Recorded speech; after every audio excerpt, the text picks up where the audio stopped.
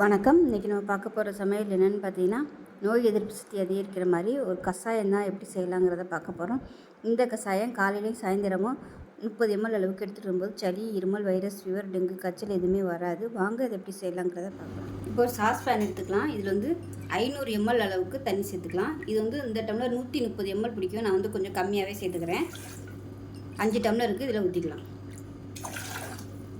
5 டம்ளரோ இல்லை ஒரு 4 டம்ளரோ கூட நீங்கள் ஊற்றிக்கலாம். அதில்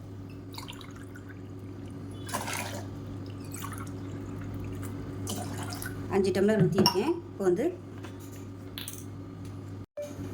இப்போ இதில் நிலவேம்பு குடிநீர் கஷாயப்பொடி வந்து ஒரு 2 டேபிள் ஸ்பூன் கிட்ட சேர்த்துக்கலாம். இது வந்து நாட்டு மருந்து கடையிலையும் கிடைக்கும், மெடிக்கல்லையுமே இப்போ இது வந்து கிடைக்கிது. இப்போ உள்ள வைரஸ் ஃபீவர் காய்ச்சலுக்கு வந்து இது ரொம்பவே சூப்பராக இருக்கும். இதை காலையிலையும் சாயந்தரமும் குடிச்சிட்டு இருந்தோம்னா 2 டேபிள் ஸ்பூன் சேர்த்துருக்கேன். இது வந்து கொதிக்கட்டும். இப்போ நல்லா கலந்து விட்டுக்கலாம். இதில் வந்து 10 மூலிகைகள் வந்து எல்லாமே சேர்ந்து கலந்துருக்கும். சளி, இருமல், காய்ச்சல் எல்லாத்துக்குமே இது வந்து நல்லா கேட்கும். உடம்பு வலி எல்லாமே, டெங்கு காய்ச்சல் கூட இதை தான் குடிக்க சொல்கிறாங்க. இப்போ இது வந்து நல்லா கொதிக்கட்டும். கொதித்து நல்லா பாதியாக வரணும், அந்த அளவுக்கு நல்லா கொதிக்க விட்டுக்கலாம். இப்போ வந்து 500 ml ஊற்றிருக்கோம். நம்ம இது வந்து 150 ml வரணும், அந்த அளவுக்கு நல்லா கொதிக்க விடணும். தலை நல்லா கொதிக்க ஆரம்பிக்கும் போது அடுப்பு மீடியமாக வச்சுட்டு நல்லா வற்ற விட்டுக்கலாம். இப்போ பாருங்கள், நல்லா வத்திருச்சு. நல்லா இது வந்து ஒரு 200 ml அளவுக்கு வத்திருச்சு. 150 ml தான் இருக்கும். நம்ம அடியில் உள்ள அந்த சக்கையெல்லாம் ஃபில்டர் பண்ணிட்டோம்னா ஒரு 150 ml கரெக்டாக வரும். இது வந்து 4 பேர் சாப்பிட்லாம்.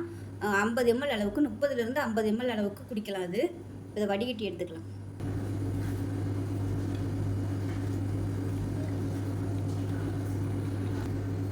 இப்போ இது ஒரு கிளாஸில் ஊற்றிக்கலாம்.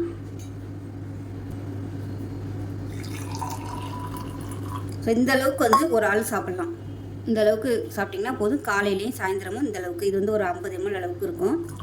கசப்பாக தான் இருக்கும். ரொம்ப தண்ணியாக இருந்துச்சுன்னா குடிக்க முடியாது. கொஞ்சமாக ஒரு 30 ml 50 ml அளவுக்கு இருந்துச்சுன்னா ஒரு மடக்குலேயே நம்ம குடிச்சிடலாம். கசப்பு அந்த அளவுக்கு தெரியாது. இந்த மாதிரி நல்லா வற்ற விட்டுட்டு கொஞ்சமாக கொடுக்கும்போது சின்ன பிள்ளைங்க கூட ஈஸியாக குடிச்சிருவாங்க. கசப்பாக தான் இருக்கும், வேறு வழி இல்லை, கஷ்டப்பட்டு குடிச்சு தான் ஆகணும். சின்ன பிள்ளைகளுக்கு கொடுக்கும்போது குடிச்சிட்டு வாயில் வந்து கொஞ்சமாக ஜீனியை போட்டிங்கன்னா கசப்பு அந்த அளவுக்கு தெரியாது. ஸோ காலையிலேயே சாயந்தரமும் வந்து கண்டிப்பாக ஒரு வாரத்துக்கு எடுத்துக்கோங்க. இப்போ வர அந்த டெங்கு காய்ச்சல், வைரஸ் ஃபீவர் எல்லாத்துக்குமே இது தான் கொடுக்க சொல்கிறாங்க. ஜிஹெச்லாம் பார்த்திங்கன்னா இப்போ இது பழைய மாதிரி கொரோனாக்கெலாம் இது கொடுத்தாங்க, அதே மாதிரி இப்போவும் கொடுக்க ஆரம்பிச்சிட்டாங்க. ஸோ நம்ம வீட்டிலேயே மெடிக்கல் ஷாப்லேயே கிடைக்கும். வாங்கி நம்ம இது மாதிரி கஷாயமாக குடிச்சிக்கோங்க. அப்போ தான் இப்போ வர டெங்கு காய்ச்சல், வைரஸ் ஃபீவர் எதுவுமே வராது. வைரஸ் ஃபீவர் ஒரு ஆளுக்கு வந்தால் ஃபேமிலியில் எல்லாருக்கும் கண்டிப்பாக வருதுன்னு சொல்கிறாங்க.